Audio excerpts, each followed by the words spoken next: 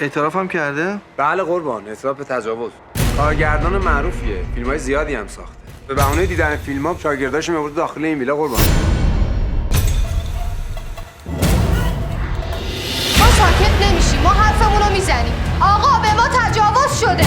روسری من از سرم در آورد. من یه تیشرت سفید پوشیده بودم، از زیرم تجاوز. کامل توضیح بده تو رو چطور کشوندی اینجا. اگه دختر خودتم بود همینقدر لفتش میدادی؟ اومد از پشت بغلم کنه، کمرش بزنه اون نماز روزش. نقش که هممون دنبال نقش بودیم. سهن آروادون دروب جواب بودم. تچ. زن من دست میزنی؟ بابا استادو زدن. من دستامو گذاشته بودم اینجا. سعید به خدا اصلا من اینجا نبودم. ما به استادمون اطمینان داشتیم که اومدیم اینجا.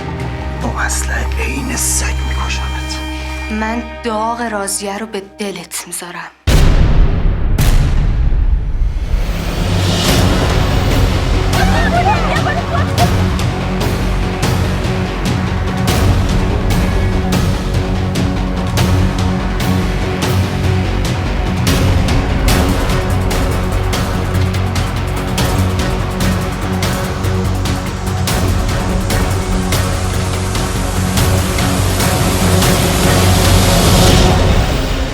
گفتم به نکبت میندازمت.